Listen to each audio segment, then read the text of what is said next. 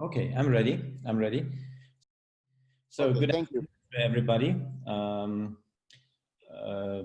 Yeah, from Germany, quite far away. I just said to Toto that we have from this week over here a little bit more normal conditions regarding to our sport. That means national shows can be restarted under Corona rules, but at the end, it's already a step forward so that we can bring our horses to the show and yeah, uh, make it possible again to jump or to ride dressage, whatever, in a competition. So, which is very good for us because also our what we want to talk about from training to show. So this fits very well, this information. From training to show, what does it mean? We have, when we go with the horses to a show, especially in the jumping, we always yeah, want to see a good result, or we want to have a good training round for the horse so that the rider and the horse come back, let's say, with a good feeling, with a good impression, and so that they can make the next step. What do we want to train for the show? When we want to when we want to train the horse, then we want to see techniques, we want to see condition, we want to have concentration, we want to see flexibility. When we have the rider, we want to have balance, we want to have the right timing of the rider.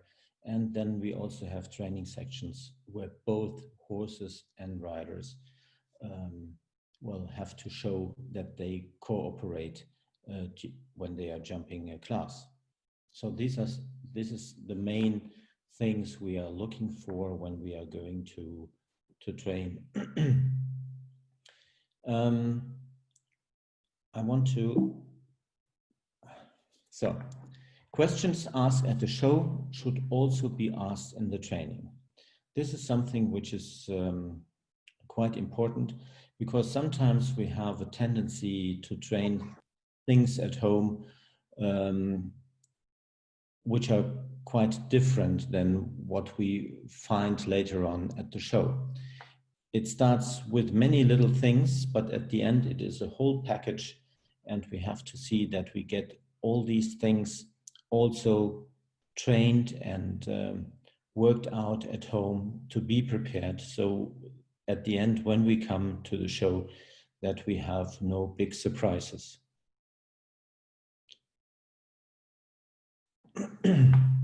So the question is, what are the screws which a course designer can turn in order to make a class more easy or to have a class more demanding? I don't want to say difficult because always the questions which are asked in a course, they should be manageable and the writers should find answers for that. So I think when we go um, into these points, we find a lot of different screws which a course designer can ask. The riders will train what the course designer is asking for. This is at the end, if we compress all these things together, so then we are going to train what we expect at the show. We have some course designers who have their own handwriting, at least I hope so. And when a rider knows well what he is expecting from this course designer, then he maybe is going to train certain questions, distances or combinations, because he knows that every course designer has some preference in building lines, in building combinations, and so on. So we can already start to learn a little bit from the course designer, and to see what is this guy asking, where is the preference of the other course designer. And so at the end, we analyze a little bit what is the content of the courses, and then I can already train a little bit sections or combinations or whatever at home. Coming to the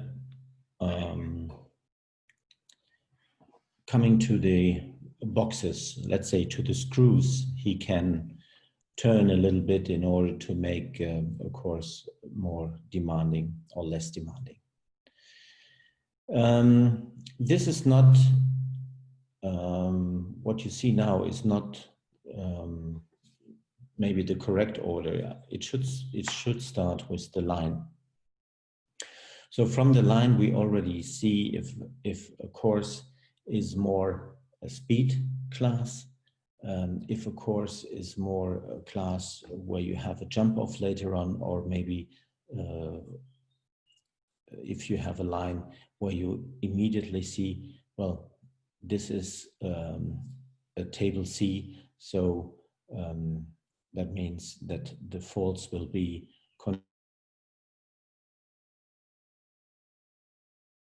but it's a long way from Germany to Costa Rica.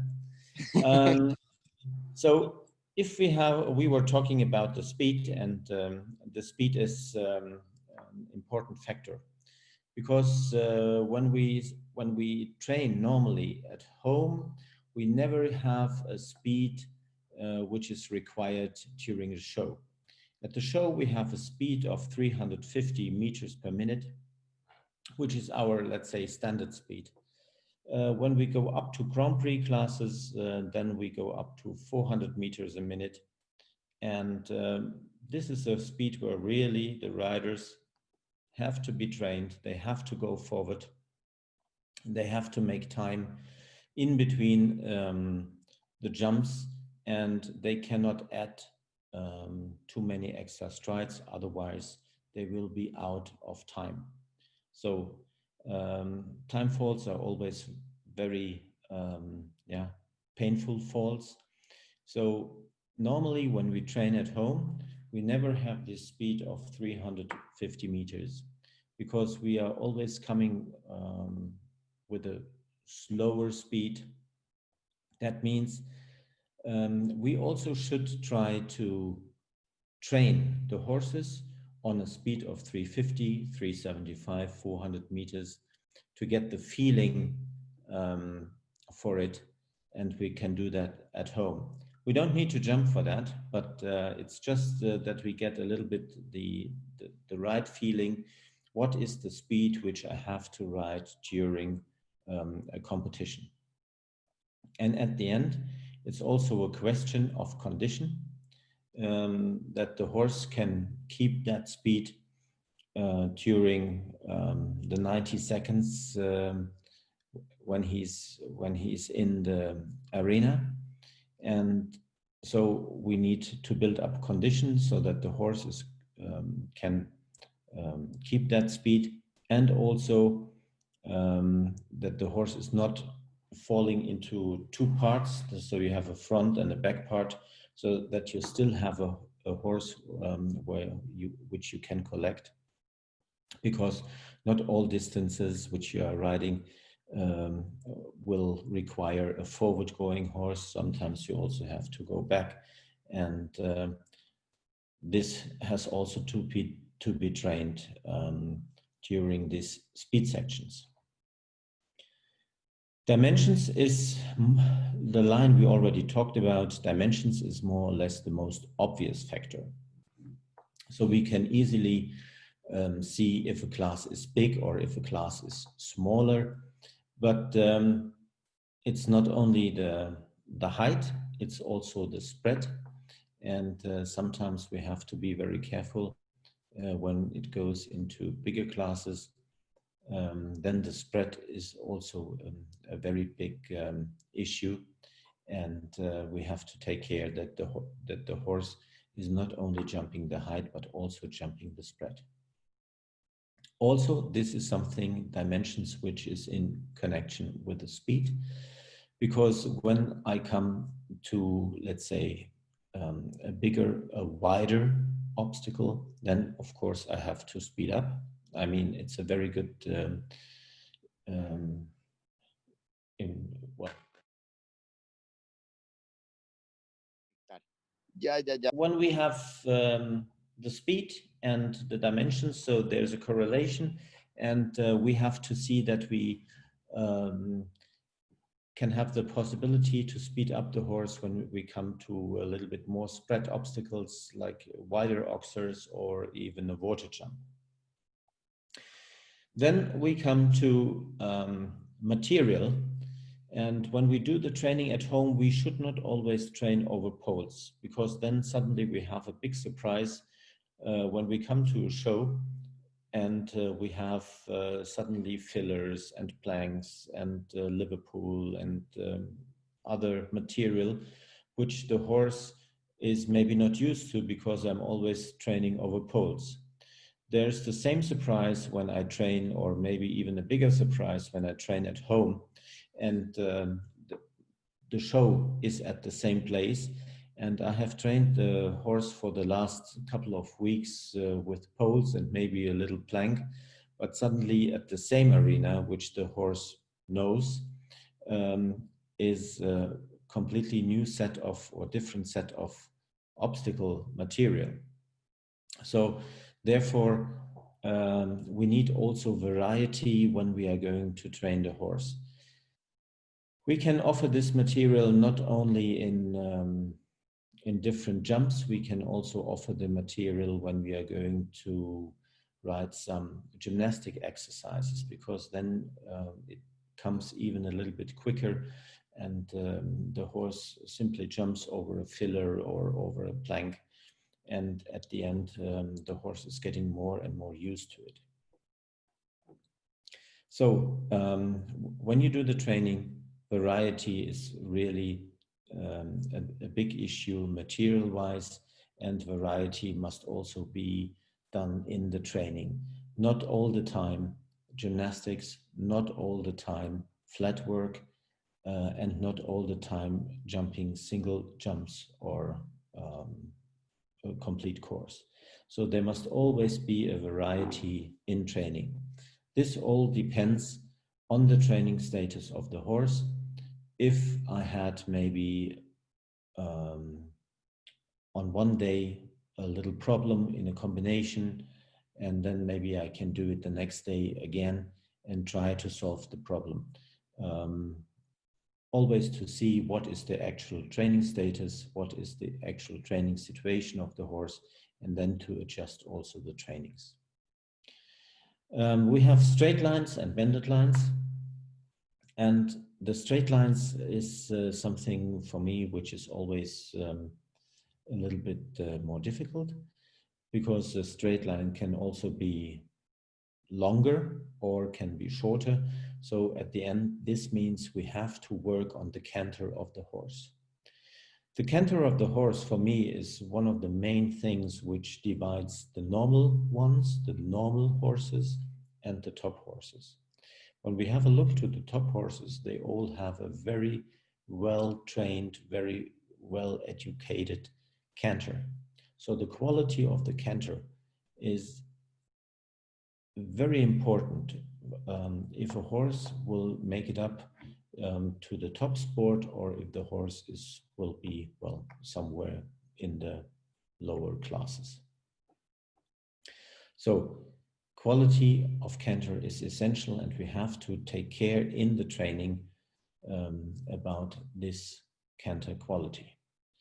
To lengthen and to shorten the stride is something which is always needed in any course, and at the end, this is a tool the course designer is using in order to make a course more demanding or easier. Bended lines, we have to also to work on that. Sometimes these bended lines are coming not only, let's say, as one bended line, so maybe they go in a curve like an S curve, so that I go first to the right and then I have a jump and then I go to the left.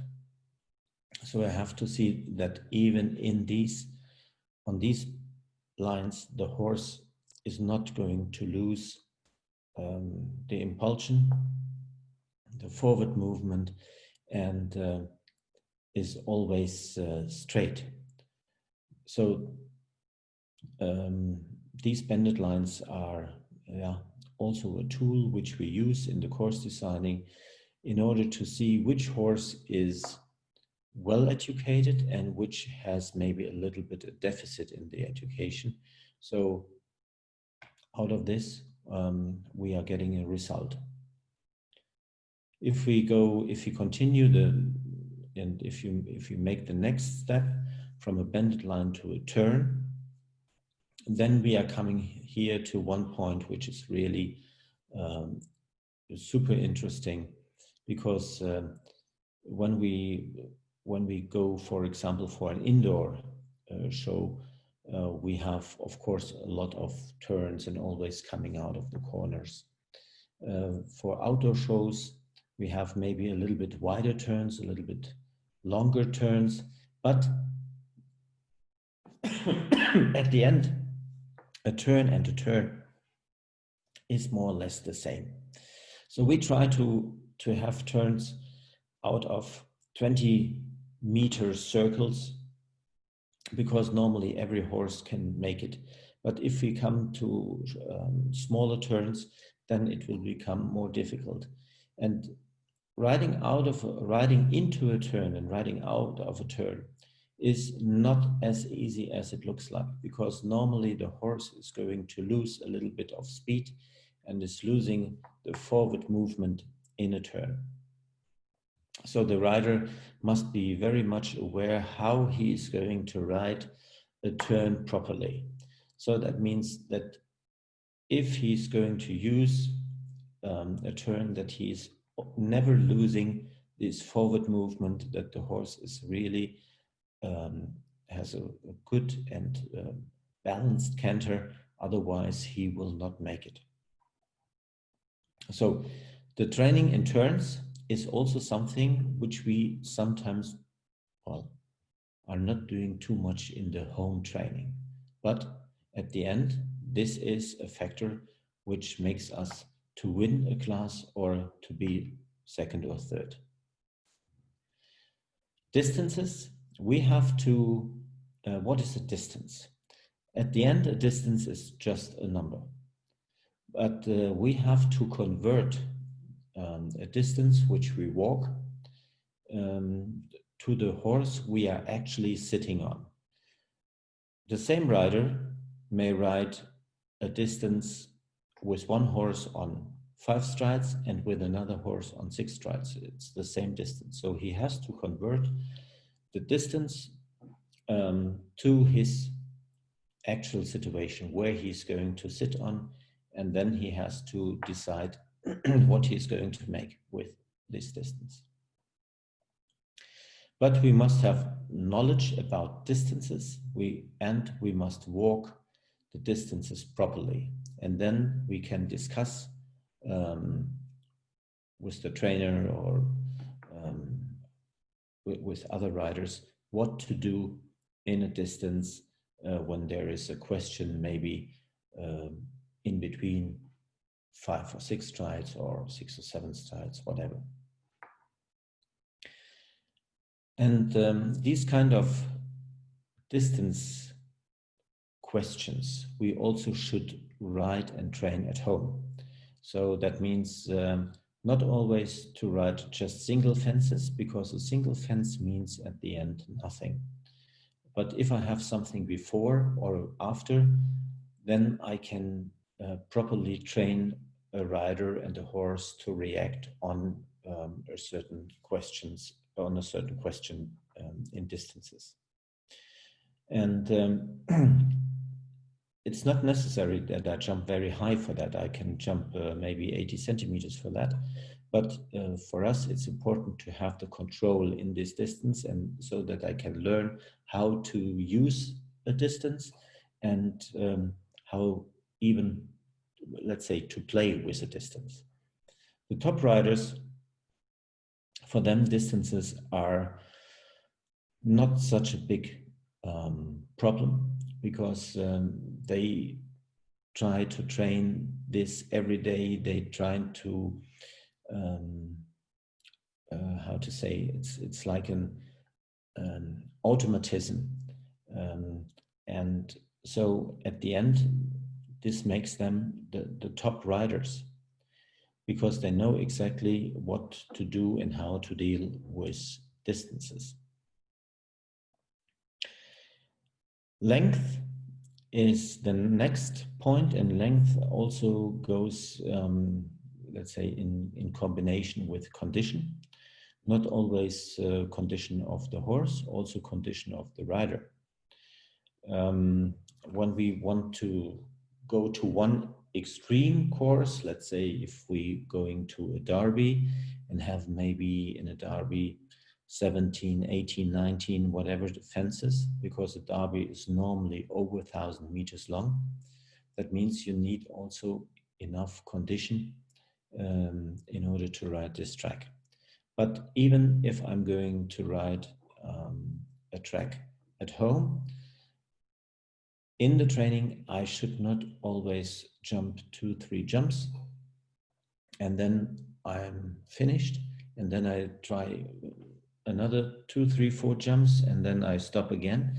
So I should also be able to have enough condition as a rider, and the horse, of course, to jump 13 or 14 obstacles, because this is the number which we often find in a Grand Prix, or maybe also in two-phase competitions. So where we have easily to jump something between 11 to 14 jumps, depending on the under which rule the class is run. Yeah, combinations. We know exactly which combinations we like. We have to see, maybe for if I go to an important show, what is the speciality of the course designer? What does the course designer like? So is he using a very classical oxer, vertical oxer, normally in his Grand Prix, or is he more on a vertical oxer side? So I have to see what is he using, and then I also have to see what is my horse, what is my horse's preference, what's easier for him to jump. So maybe I have to train a little bit at home, then different type of combinations, just in order to see that the horse is getting maybe a little bit more practice, and for combinations which I'm going to expect on the next weekend. Also colors. It goes in combination with material. We also should have enough variety in the colors in the training. Not always. Often we find in the training this material which is used for the last couple of years in the training arena, and it has maybe no color anymore, the poles, and this is something which should not be, because then again we get some surprise when we are going to a show and suddenly we have very colorful obstacles and the horses are a little bit maybe spooky or even resisting going close to these obstacles, because they are going to see something in it. And then we have the last point is the type of obstacle. So if we go to the lower classes, at least in my opinion, as a course designer, we find more, let's say, verticals in the very low classes. Maybe we find only very few oxes or spread obstacles. But if you go to the higher classes, we have a balance, and maybe we also have more oxes in a big class than verticals. We have to train different types of obstacles at home.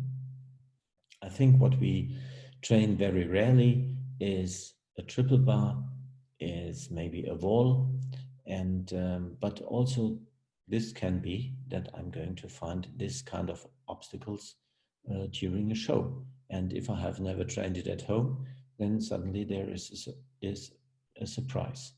So also, if you have the possibility not only to train the same obstacles with the same material, so have enough variety in your training. Sometimes if you want to imitate a wall, then maybe you can have planks, or you can have a lot of poles in one jump, which looks a little bit different, and the horses will also react differently on this kind of setup of an obstacle. So we all want to, we all want to ride bigger classes, but I show you a video now. This was from a Grand Prix or a CSIO, and so you can see it looks very nice. Everything goes smooth, but not completely to the end, because there are also some little mistakes. But at the end, I have to say, it looks very nice, very smooth round. We have here a triple combination, which is not too difficult. Here, an oxer with a Liverpool underneath. So we can already see we have here from the material, we have a Liverpool, we have gates, we have planks, whatever. So now it comes to the water.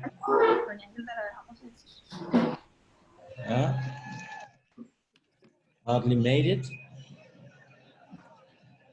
And you can see the track also quite long. So now is the second last, is oxer vertical, a little bit out of gasoline. The horse, maybe also a little bit the concentration in the direction of the entrance. So the horse maybe not 100% concentrated anymore. And so after the water, which was a little bit, let's say, a little disturbance, because the horse was looking or for a friction of a second to the water. And so this is something for sure she has trained similar situations at home, but you see, it is still something different if you are going to ride at a show or if you are going to ride at home. At home, you can be the world champion in training, but when it comes to the show, then you are faced with real, how to say it, with the real world, and you have to deal with that. Yes, how to get there? What is the difference between training and show? When we have the training, then we always ride a collected horse. But not only a collected horse, also us, we try to have a correct seat. We try to have the right length of the reins.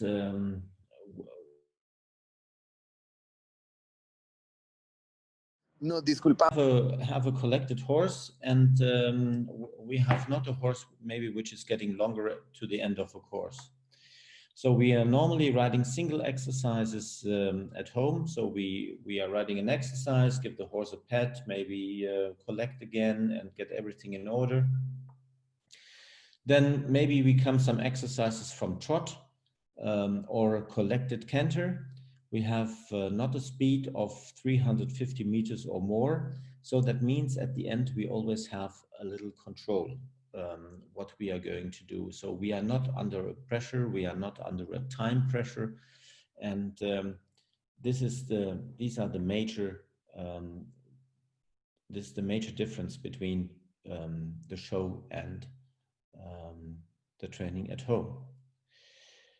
The distances in the training which we are using, they are not the same. And why they are not the same? Well, because of these reasons here. Single exercises, collected canter, we always have control. We want to have maybe some exercises to the horse technique and so on. So we want the horse to develop in these distances, and they are not coming with the speed out of a proper canter and from a long gallop, and therefore we have to have completely different distances in training and in the show. So we do sometimes specific training in distances. Maybe we have specific training in combinations, and we can have maybe specific training in or with the open water jump. The reasons are very, I explained before. And I think we also have here, we should use different jumps. So planks only, like this jump here is planks only. It's not a wall. We have to jump triple bars. To jump triple bars and to ride in the training triple bars is more for the rider to get the experience, to get a little bit closer to an obstacle. Then, for example, if I go to a vertical, I have to be a little bit more far off. If I go to an oxer, I'm coming a little bit closer. If I have a triple bar, I'm coming even closer to this fence for the takeoff. And then I have an open water jump. I come very close before the takeoff element. So that requires different approaches in the distance to the obstacle. And this is something which I have to train at home as well. I try to get through a little bit quicker now because otherwise I want to avoid that I'm getting off again.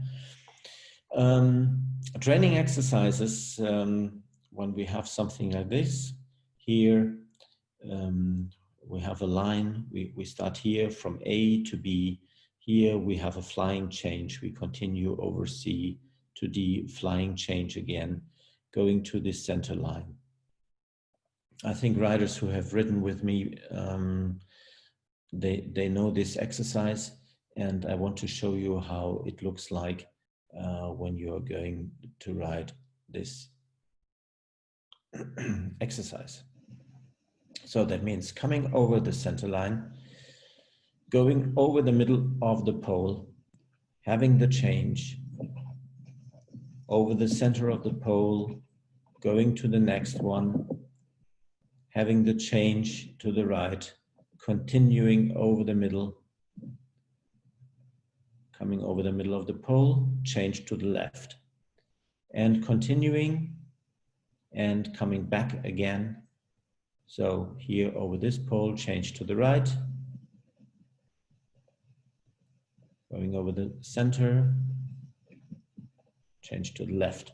So I can do this exercise many times. It's just cantering, but during this cantering, I have a really good possibility. So now going in front, to have a little shorter turn, Yeah, before he was going around this obstacle in the back. Now he did short turn before. So you can exercise in the canter, and you can see that you always have a correct canter, always over the middle, always the same canter. So this, even if you put obstacles in the same position. This was one exercise. Here we have another indoor, but you can see here we have also a lot of different material available, and so that horses, even young horses, can go there and jump a lot of different fences. You have different colors, different shapes, and so on, which is quite important. As I said before, changing the rein and changing the direction and the quality of canter. This goes hand in hand. So it's very important that you have always, that you cannot only lengthen and shorten the stride, what you have to train at home in order to ride the distances, is also that you can change the direction immediately. What we have seen before, that the horse is changing over the pole, this is what should happen always. And when you don't want to lose time during a track, then it's super important that you're always in the correct canter. I want to show you another video. And so here we see just to ride a little oxer, to continue. And now we come to an oxer to the other side, but first we change the direction, and then we go into the turn. So this is the important part of it. First the change, then to change into the direction. Yeah, giving the horse a little pat so he knows exactly he has made a good job. Also try to canter a little bit longer when you have a bigger arena, not only to and try to keep, even over a long distance, the contact, and that the horse is collected, and then we can continue to work the horse properly. In another section, here we are coming over, let's say, wave planks, coming to a Liverpool, coming to an oxer.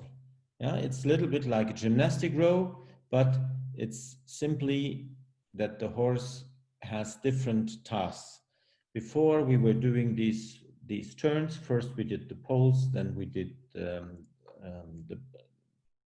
the turns, and always to be in the correct canter. And now here we okay,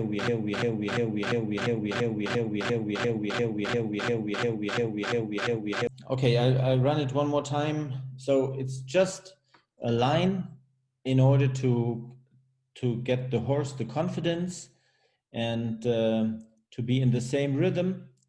Yeah, and to do this line, it's quite easy. No difficult distance, just normal distances here in this training, because we are coming here with a normal speed, so we don't have to work with very short distances. This was a 6-year-old horse, and the horse just should get some confidence. When we have some other training exercises here over poles, from A to B to C, this is something, for example, in order to learn the horse to support a little bit this quick change of rein. And I put together a number of exercises which should help a little bit to train the horse, to get flexibility, to get good techniques, to support the canter, and so on. here we can see this is a track from a course.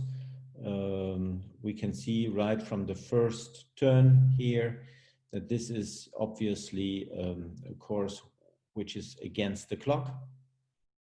So that means I have the possibility to go around or shorter. Here I have a possibility from 8B maybe to sneak in here to number 9. And here I have a short turn again and a longer canter section to number 13. So for this we need already a well-trained horse. If I have to use all these turns here, the long turns, then I will for sure not be the winner. But if I have a horse where I can use once or twice the shortcut without racing, I can easily get a good placement or can be the winner of the class just by a good preparation and good riding. I have some more exercises which I will put online by the 20th. And so if people are interested to get this one, I think it's about, I don't know how many exercises.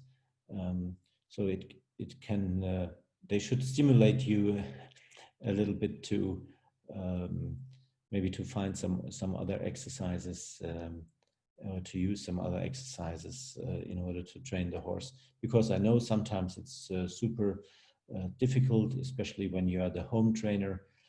You have a number of exercises you always do, and it's nice if you have some input from outside, maybe to do some new sections and to do some new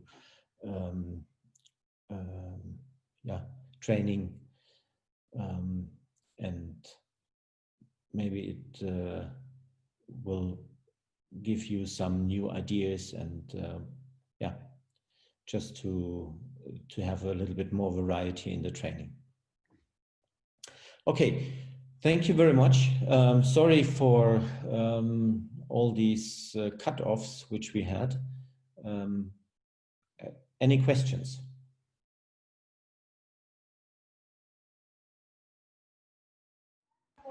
Las preguntas las podrían hacer en el chat o si no, las podrían activar hacerlas oralmente también.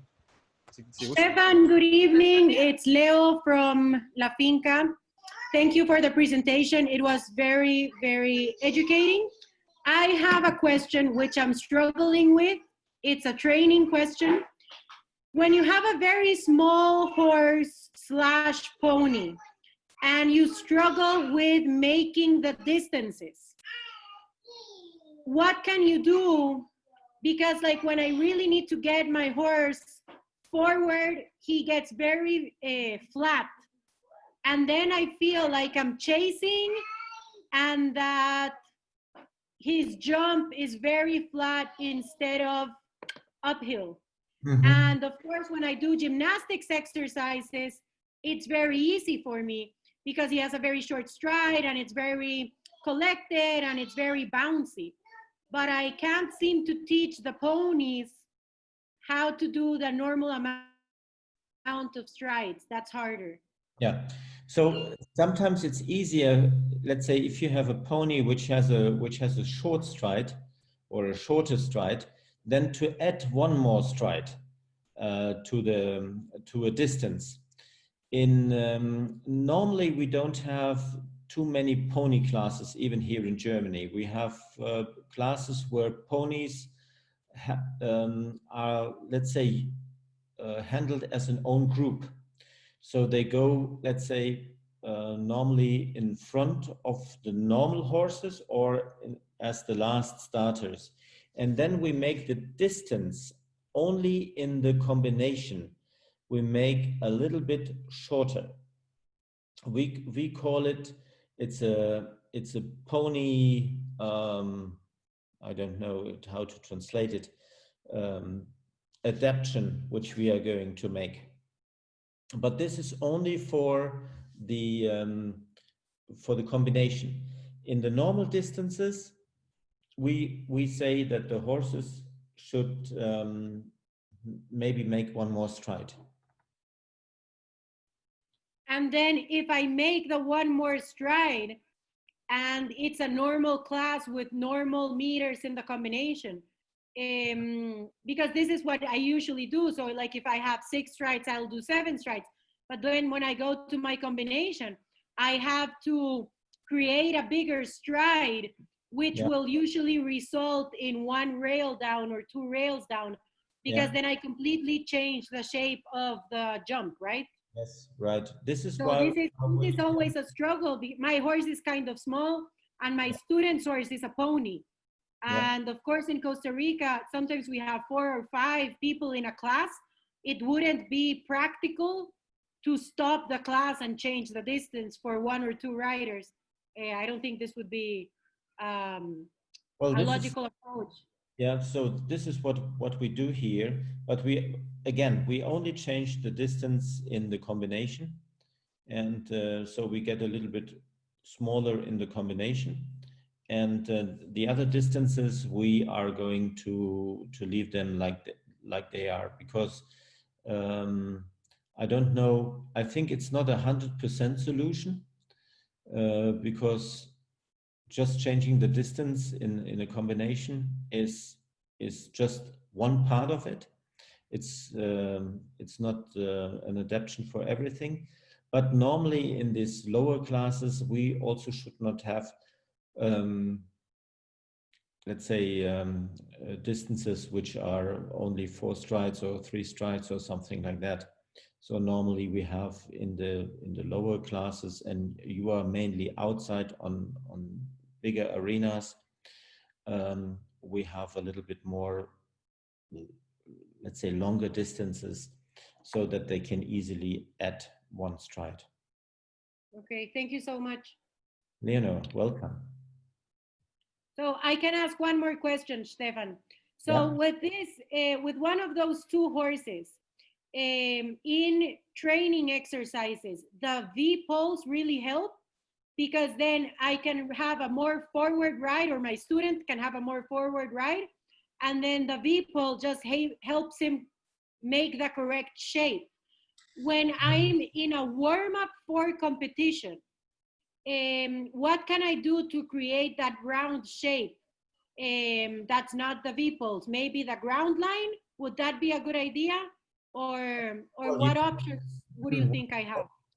You have not so many options during the show, because you have some restrictions with the poles according to the FEI rules and due to the steward manual, what is allowed and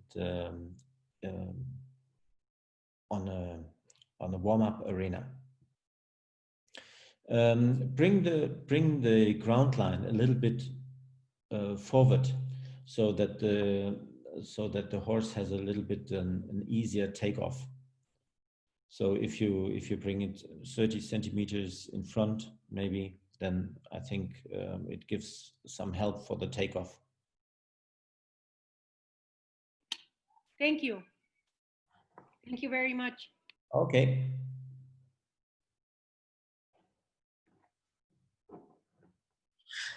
Stephan, it's me, Toto.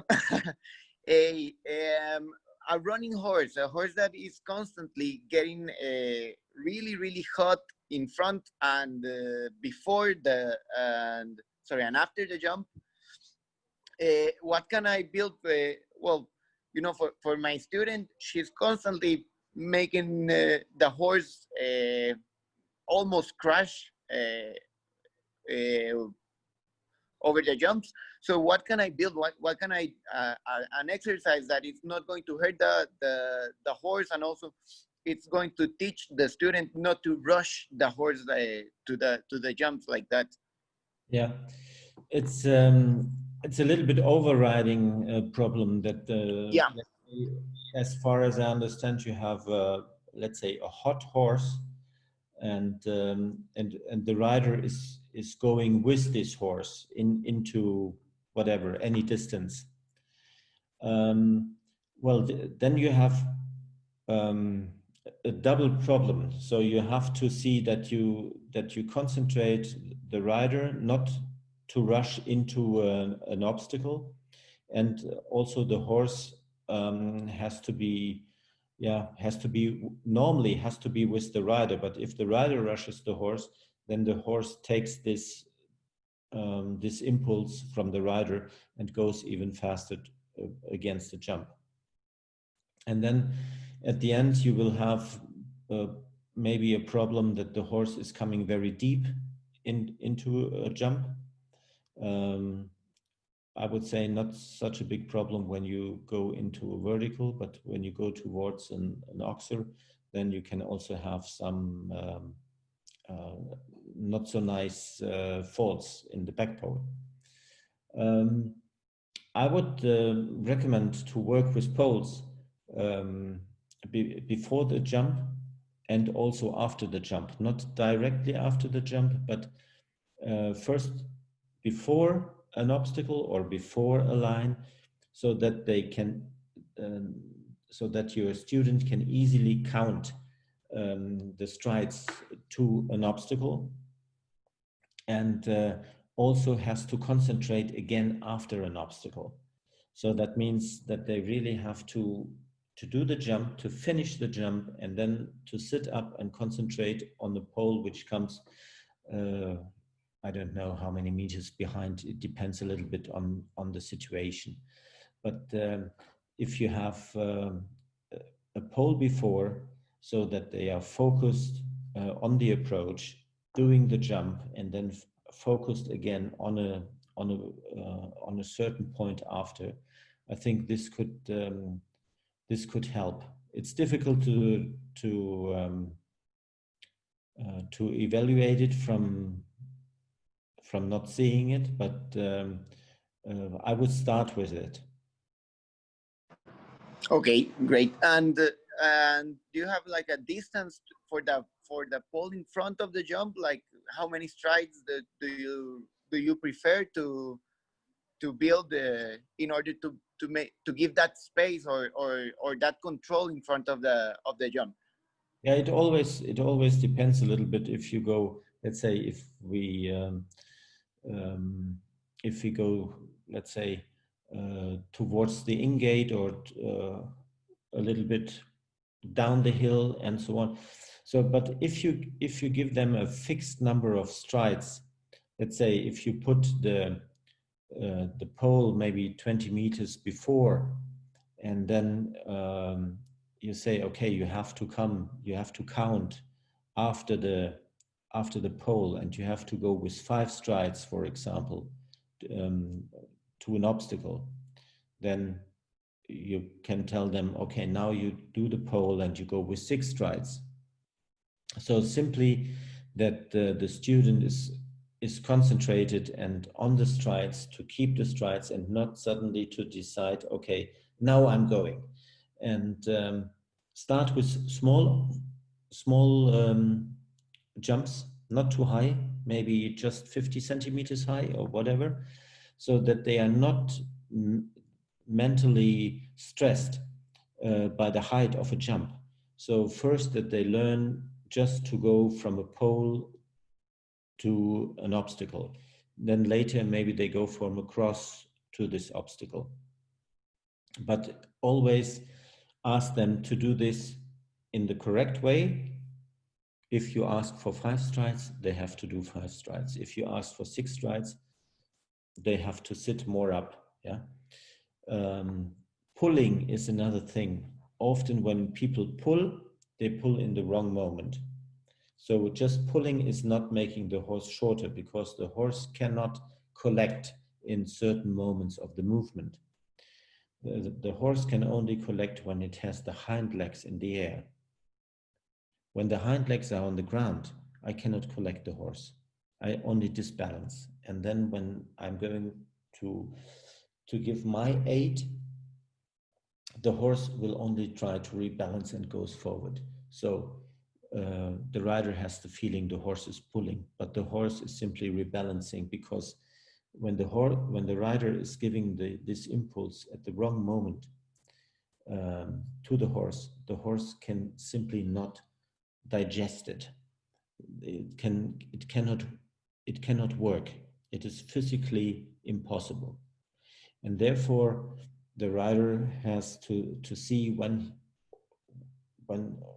he has to sit up, when he has to come with the leg, and at the end when the rider is also using the hand. So I think it's maybe a little bit the timing which the rider needs in order to get organized to a jump. And I would start with a very little jump and a pole, and let her or she go with 5 strides to the jump, with 6 strides to the jump, and to start with this, just in order to get a little bit more routine. You can lift the jump a little bit so that they get used to it. And then at the end, because at the moment I think it's very much a mental thing, that the rider thinks, okay, I have to go, I have to rush, otherwise I cannot make it. And we have to learn to the rider maybe that stay calm, relax, don't push. Thank you, Stephan. Thank you. Hi, I have a question. Stephan, how are you? I'm very well. How are you? Good. I Nice think to hear you. Jimena. Yeah, same.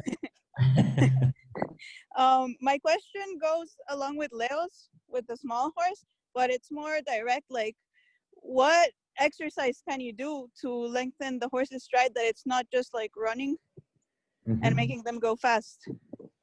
Yeah, it's the distance of the poles. Yeah, if you go over the poles, and you just want to get a little bit longer stride, but you don't want to get faster. Okay. This is what. So if you have canter poles, for example, you just give 20 centimeters more in the distance of the canter poles, and just in order to see that the horse is going to get a little bit longer stride in it. Okay. Thank you. Jimena. Okay. Yes. What you also can do is, when you have 2 poles on a distance, let's say you put the distance of whatever, and then you start to ride this distance with 1 stride less. Okay, yeah. So it's very easy, and it gives no pressure to the horse, because it's just like dressage riding, but you are riding over 2 poles. Nothing more than this. Perfect. Thank you so much, Stephan. Thank you. All right.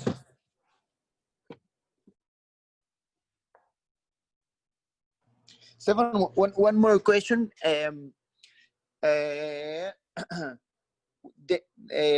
ride this mare. She's an adult mare. She's used to jump and everything, but constantly is hanging on the bit and getting a little behind the rein or behind the vertical. I'm always trying to get her forward in front of the leg and with a really light rein. But even with that, the mare is constantly like going deep behind the vertical. Yeah. Is there any bit or any recommendation to work a little more on some type of exercise to keep her more uphill? Yeah. So let's say the normal thing would be that the horse is getting to the bit a little bit. This is the idea. And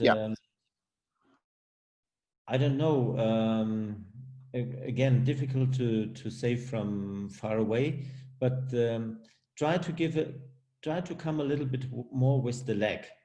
so that you force her to come a little bit more to the bit, to find the bit. Yeah, so maybe she needs a little bit more.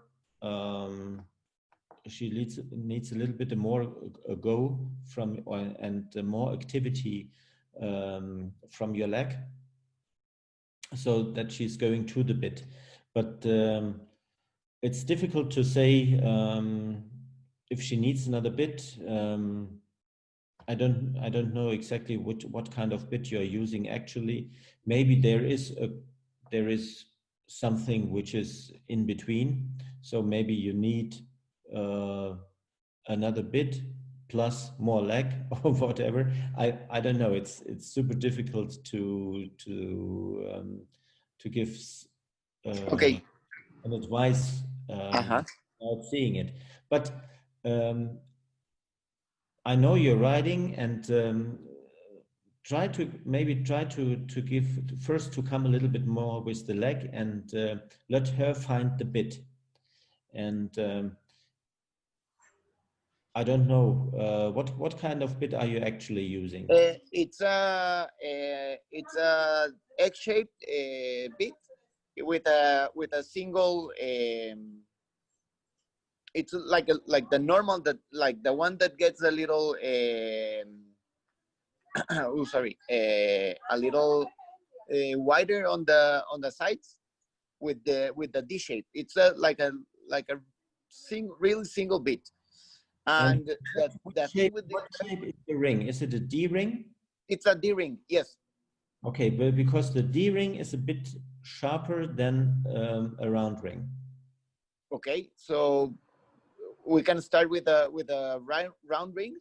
Yes. And more leg. Okay, but the thing is, even well, you are countering on a turn or just on 2-point seat with a really light hand, working with your leg, and the mare is always looking to get that with the head like really low, really behind the vertical.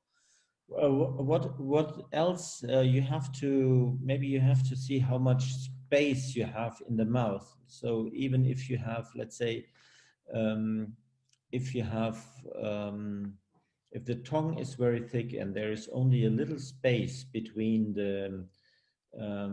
between the upper part of the mouth and the mouth. Then maybe you should try another bit which is a little bit thinner. Because if you have, let's say, a thick bit in it, and you have only little space between the tongue and the gum, then sometimes for the horses, even a thick bit is working sharp for them. Okay. Yeah. So yeah. This you have to check and to measure. I don't know if I have given some. I had some. The measuring from for the bounce and the beat and everything, right? Yes. Yes, I have a couple of those, so I can use them and figure out if it fits, well for her mouth. So that you can, at the end, that you can exclude that maybe the bit is the problem, or that you have a when you measure it, that you have a perfect bit, and then the reason must be somewhere else. Okay, thank you. Okay, ¿alguien más tiene preguntas para Stephan? Well, Stephan, I think there are no more questions.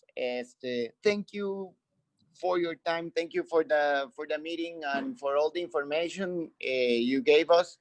As always, it's always good to have you around, even in these meetings, and hope situation related to COVID-19 gets better and we go back to normality. Meeting, everything was really nice, and well, we hope to see you soon back into competitions and normal a normal life around the horses and everything. Yeah, we hope so too, and I think we are making the first steps, and also some international competitions have started in Spain, a little bit as a test how it works. So I hope we are coming back to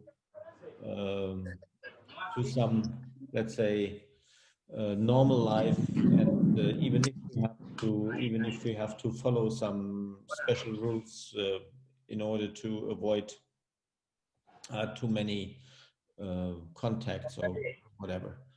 Yeah.